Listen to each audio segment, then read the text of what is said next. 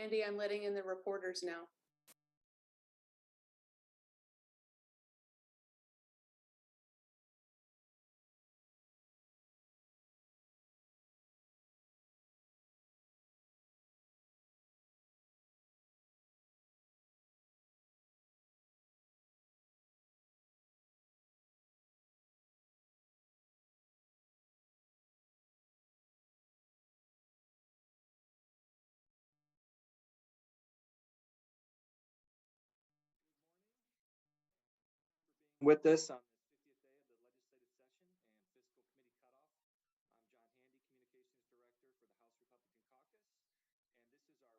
weekly Republican media availability. With us today on the House side are House Republican Leader J.T. Wilcox of the 2nd Legislative District and House Republican Assistant Floor Leader Chris Corey of the 14th Legislative District. And on the Senate side, we have Senate Republican Leader John Braun of the 20th Legislative District and Senate Republican Caucus Chair Judy Warnick of the 13th Legislative District. With that, I'll turn it over to House Republican Leader Wilcox for some remarks.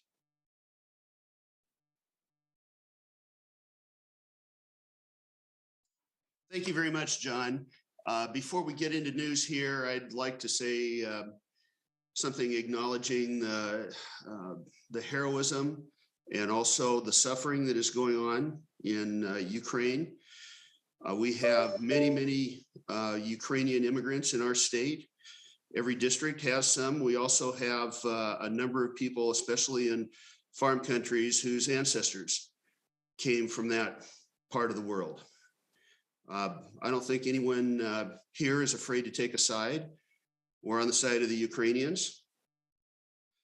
And you see a tremendous amount of concern in our caucuses for what's going on. And in fact, if you were watching the budget debate this weekend, you saw Representative Kelly Chambers speak a foreign language. I didn't know that was coming. She learned a Ukrainian greeting. And that's how she wanted to kick off her introduction of an important budget amendment.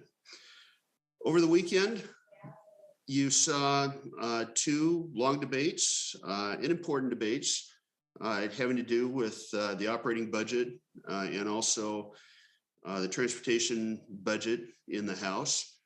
You can tell we are not happy with the operating budget. Representative Stokesbury pointed out that it is somewhere around 10 times, 1,000% larger than any off-year budget adjustment in history. And even with all that, had very little, if anything, in the way of tax relief for the people who sent those dollars to us in the first place. And we will hand it off to Representative Chris Corey, who was part of the floor team that designed that debate. Go ahead, Chris. Thank you, Representative Wilcox. Just to add a couple comments on the budget debate this weekend, not a single real substantial tax relief proposal was accepted by the Democrats. We asked for a variety of them, trying to find some way to compromise and get money back into the hands of the people of Washington State. One of the first ones and most important was a 0.5% sales tax cut on the state sales tax revenue collections. That would put real money back into people's pockets immediately, and that was turned down. It was interesting debate Saturday because one of the arguments that we are constantly hearing in Olympia is that Washington is the most regressive state when it comes to taxes. And so here we had a way to immediately go after that and help arguably the more middle and lower income people than ever before, and it was turned down. We actually had a great amendment to transfer $1 billion back from an account created that took money out of the budget stabilization account and put it back in there. We know that we've got dark clouds on our horizon, and even our state treasurer was urging us to shore up our reserves and make sure we were putting money back in there, and that was rejected as well. The Democrats' argument being that we wanted to be able to immediately spend that money easier in the event of emergency. Unfortunately, that account it's in right now doesn't even need to be an emergency. It can be spent for whatever. And the people of Washington are rightly asking us to make sure we have proper reserves set aside there. One last piece I'll mention to kick us off. I think I was offering an amendment to add some additional oversight in terms of emergency powers. We have a unanticipated revenue group, and we wanted to expand that to include overview of statutes and some prohibition of activities, rulemaking in the executive branch, and that was ruled out of scope by the majority party. So we continue to try to push for what we believe are good solutions for Washington families and for good governance in this state, and keep hitting some roadblocks, but we're going to keep fighting for them. Senator Braun.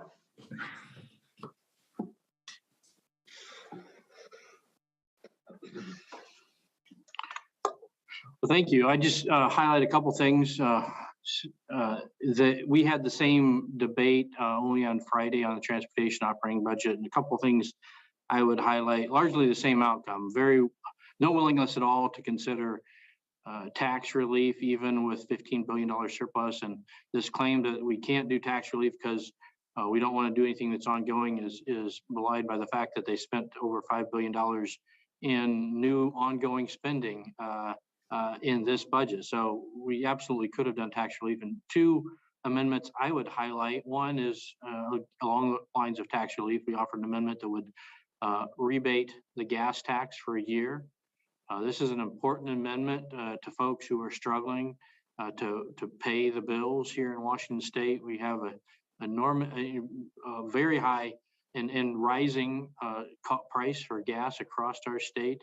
And frankly, given world events, that's likely to get worse in the next year. And then on top of that, of course, we know starting in 2023, we have significant increases from the cap and trade system and from the low carbon fuel standard. So the right time to do a gas tax rebate, and not just for 3 days, but for a whole year to help families survive the next year. And we could afford to do it.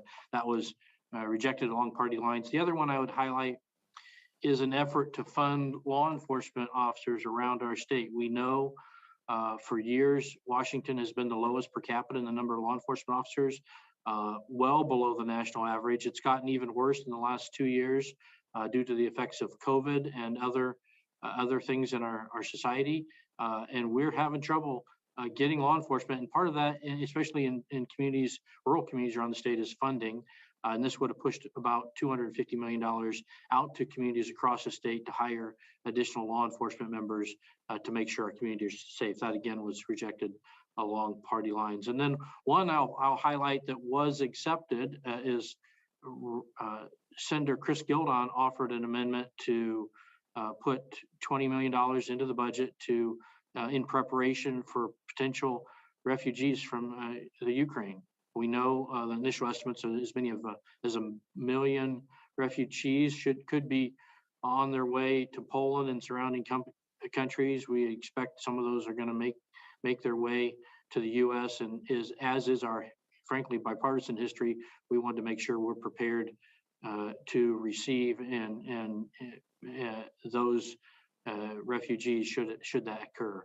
And I will stop there because I know we have folks who want to ask questions, and I look forward to that. Thanks, Mike. All right, with that, we will go to Rachel LaCourte of the Associated Press. Hi, good morning. Back to the amendments that your caucuses offered as it relates to helping potential refugees from Ukraine who may end up in Washington. Are there additional steps that you believe the state should take in response to the ongoing war? For example, Colorado's governor has banned state agencies from doing business with Russian state-owned firms and their subcontractors. So I'm curious if you think there are similar actions that should occur here.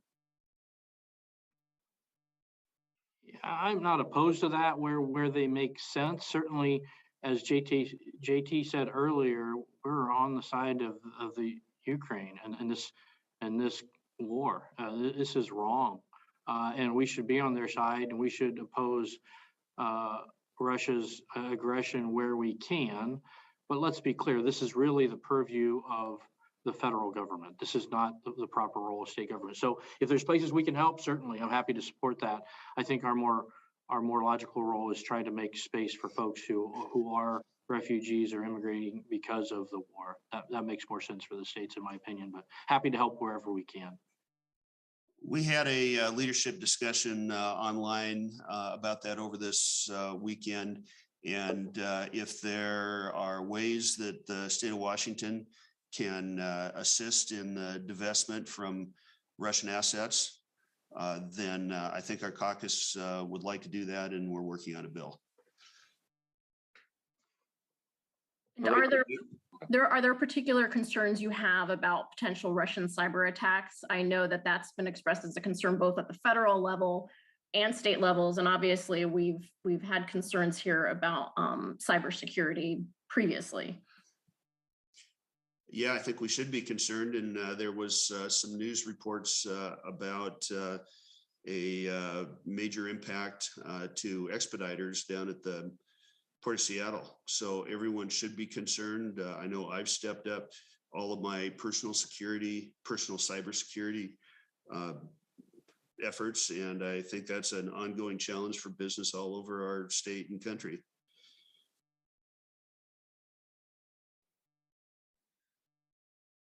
Same. Right. Rachel, did you have a follow-up? I guess the other question I would ask is, I saw over the weekend the House is changing its protocol, similar to the Senate, in that they're allowing public to start coming back to the galleries on, I guess, tomorrow, and then also dropping the vaccination requirement for lawmakers to be on the floor. Can I just get your reaction to that in the Representative Wilcox? Glad that it's happening. I would have liked to have done these things earlier, and I would encourage further acceleration. All right, next we will go to Joe O'Sullivan of the Seattle Times. Hi, since it's committee cutoff day here for appropriations and Ways and Means, I'm curious what bills in those committees are drawing your attention today, and just what's on your mind as you look through this cutoff day here. Yeah, I can hop on the House side. I mean, I've got multiple pages that we're going to be dealing with today. I think one of the most concerning ones that we've spent a lot of time discussing is a prejudgment interest bill that will significantly increase costs for a variety of potential, state agencies and other nonprofits and public areas with little benefit to Washington state taxpayers. So we're going to have continual conversations on that. A couple other ones. There's a voting rights bill that's coming through appropriations that we think has some potential flaws in it. So we're hoping to improve on that and make it a little less partisan. Those are just a couple of ones that I see. Yeah, I would highlight the 1868, the nurse staffing ratio bill. This is a bad idea. It's only in place in one state in the country, that's California, and they have the worst nursing shortage in the country. They also have care ratings that are lower than Washington. It's a real problem. Nurse shortages is a real problem in our hospitals, but this is going to do nothing to solve it. In fact, likely makes it worse. We should be focused on building out our education system to train and license more nurses, not handicap the hospitals as they try to make this work in the near term. So we're going to be focused on that. There's a few growth management bills that really do little but add cost to housing. That's absolutely the wrong answer. Right now, we're 250,000 houses short of where we need to be.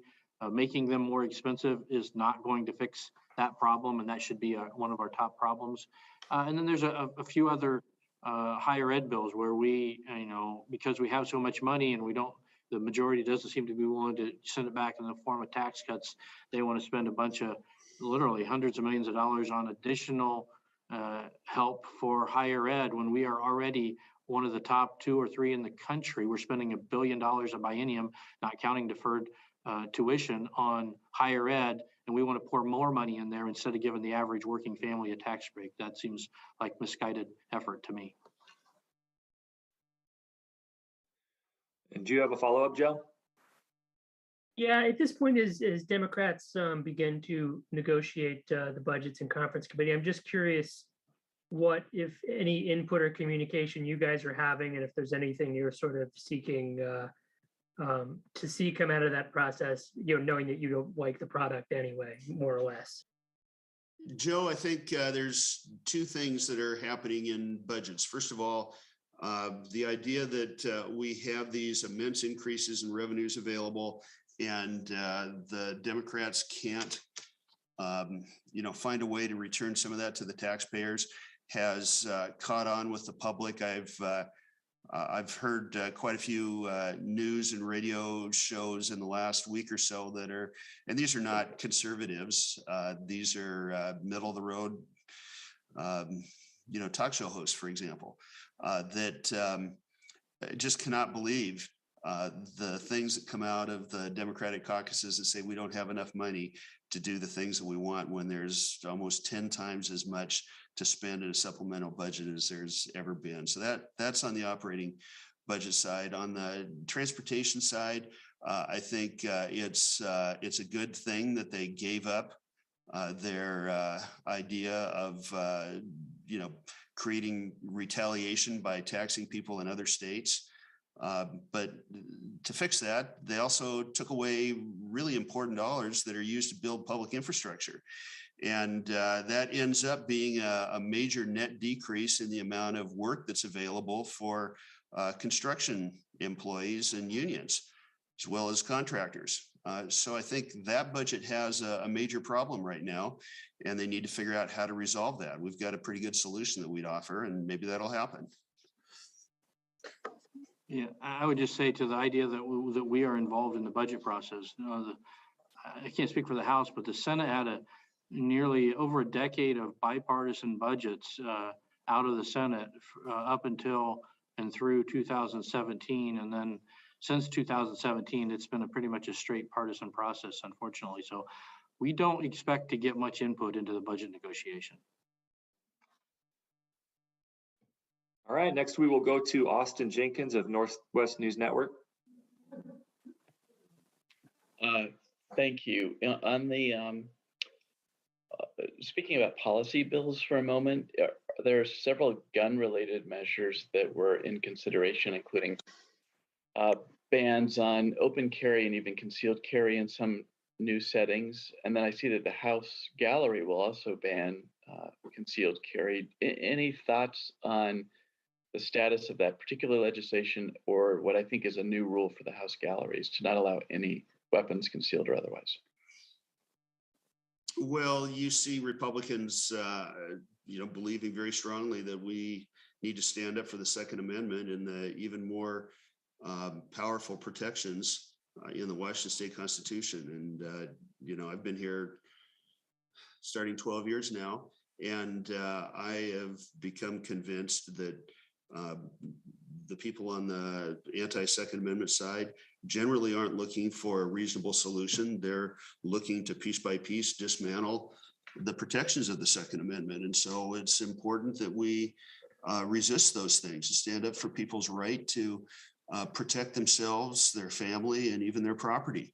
Every single day, I think in our society, we see more instances where people, are finding incentives to have the ability to defend themselves. The idea that peaceful, law-abiding people can't carry their own protection anywhere in our capital, I think is a mistake, and I didn't agree to that. And just by way of a quick follow-up, there appear to be both permitted and unpermitted events scheduled this weekend at the Capitol, including potentially some sort of truckers event, maybe blockade, not sure. What are you hearing? What are you anticipating? Any thoughts about the potential for something like we saw in Canada happening here at the Capitol in Washington? I haven't heard any specifics, Austin, but I'll tell you, Washington had one of the first trucker convoys about 2 years ago. I believe it was 2019, when a lot of our logging industry showed up to talk about their concerns on a bill. And I think people have a right to peaceably assemble to petition their government. And hopefully we can have good constructive dialogue if they have concerns over what we're doing here in the state.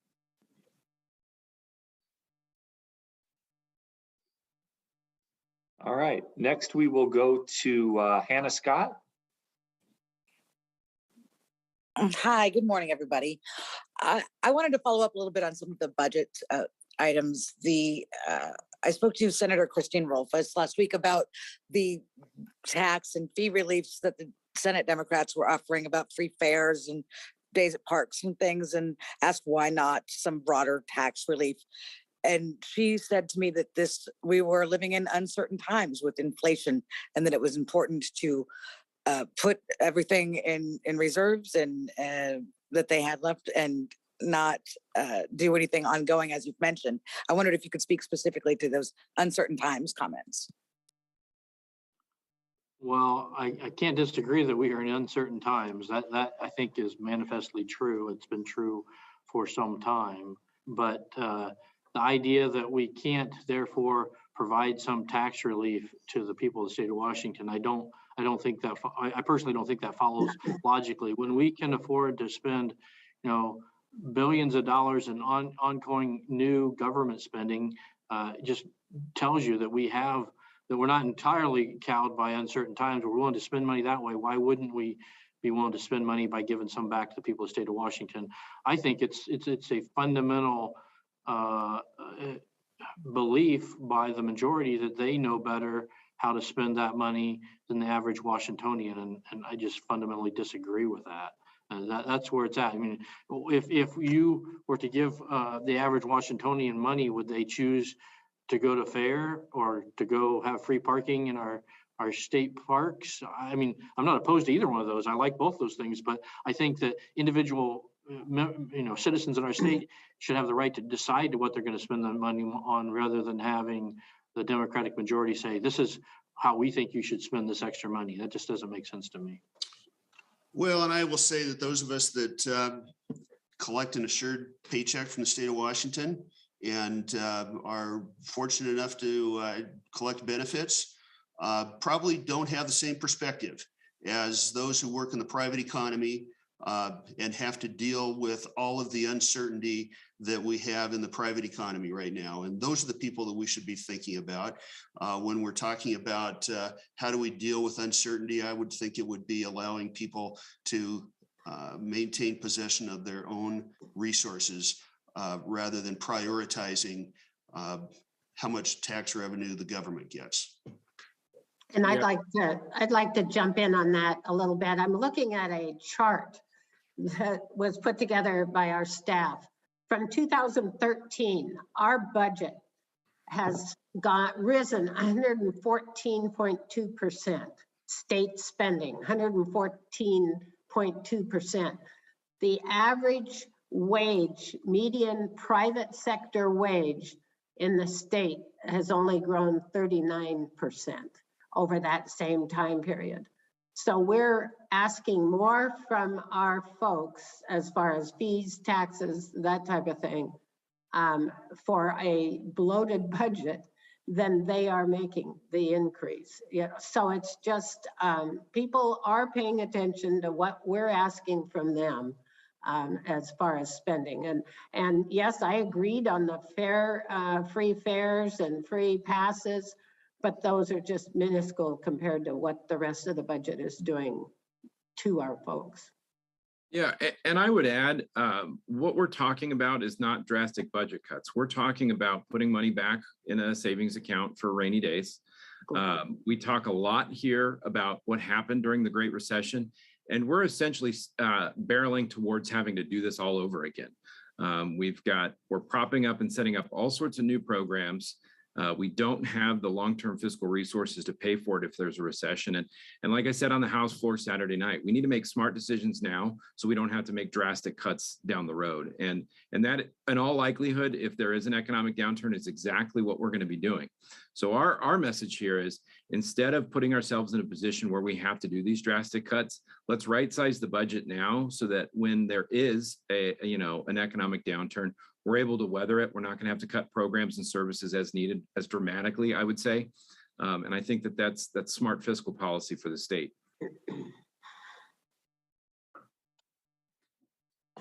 And did you have a follow-up, Hannah? I did. The governor has called a press conference for one this afternoon where he's going to speak a little about the CDC mask guidance changing. I know there's been some issues, some lawmakers not on this call, Republicans over in northeastern part of the state, concerned about L&I kind of punishments that are still ongoing. I wondered if anyone can speak to what you would like to hear from the governor today. Well, I'd like, go go ahead. ahead, Jen. I like to hear that we're gonna acknowledge the change in guidance from the CDC and move off this very punitive mask mandate here. And we've learned that it's no longer necessary to keep our communities safe. And not only we slow, I think the last in the nation, to peel it back, but we're using our L&I enforcers to drive small businesses out of business as on top of that. So I think it's wrong-headed. It's not keeping people safe. It's not trusting people, and it's not listening to the most recent guidance from the CDC. Yeah, the stress that is building up in school districts is so destructive. It may be one of the longest term impacts that we see from COVID. We've already lost big parts of 2 years. Schools in many areas are enmeshed in controversy now. School directors are trying to do their job and exert local control, and they're feeling heavy pressure from the Department of L&I. I think the most positive thing the governor could do right now is end all that by allowing people in Washington to make their own choice about masks. All right, the last question comes via email from Drew Mickelson of King 5 TV. And that is, I know Republicans have been calling for tax breaks in the supplemental budget. Senate Democrats have proposed eliminating the B&O tax for the state's smallest businesses. Is that significant? Does more need to be done with tax relief? So we have all supported the reduction in B&O on small businesses. It is a good move to help some of our small businesses in particular. Many of them, struggled mightily during the last 2 years of the pandemic. That said, this should not be confused with real tax relief for average Washingtonians. This provides some limited relief, important relief, to a small set of small, of businesses around our state. But this is not the type of thing you'd see if you did, as we proposed, significant rebate for gas tax over the next year, or as the House proposed, reduce the sales tax. These are real tax relief that affect real Washingtonians across our state. What's been done in the small business B&O relief is good, but not nearly as substantial as we ought to be doing. Well, and I'd also say that we've seen a handful of bills dropped late in the session, especially by Senate Democrats. And these are performances unless you include them in the budget. And we've even seen senior Democrats drop these, but unless it goes in the budget, it's not very significant for anybody. So I would take these things seriously. And by the way, we've supported these as well from the minority, but I would take these things seriously when they get incorporated into the majority budgets. All right, would the leaders like to provide any closing remarks? I'll defer, John, go ahead. I'll just say we're down to about a week and a half. It's going to be an exciting week and a half. We got cut off today and Ways and Means and the probes on the other side. And we're hoping to shape what comes out of there, of course. But as we do that, we're going to be focused on the same things we've been focused on since day one, which is public safety. What are we doing to make our communities safer around the state? Affordability. How are we making Washington more affordable when we're facing a 40-year high in inflation nationally, and Washington is higher than the national average? Every bill we vote on, we ought to be looking at through the lens of affordability and what's this doing to working families, and stop, as JT says, stop thinking about it from our perspective and try to think about it from their perspective. That's important. And then finally, what can we get done in the last week and a half that really helps rebuild public trust in state and local government. And I think there's still time to do that, but it doesn't look good based on what the majority has in front of us right now. So that's what we're going to be focused on. And we're going to do our best to represent the people that we represent from around the state. Thank you for being here.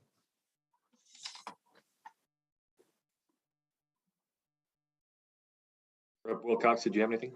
I'll see y'all later. Good talking. Okay. Well, thank you, everyone. Please be on the lookout for an email from Kim Wirtz on when we will have our next Republican media availability next week, the last week of the 2022 legislative session. Thank you. Thank you.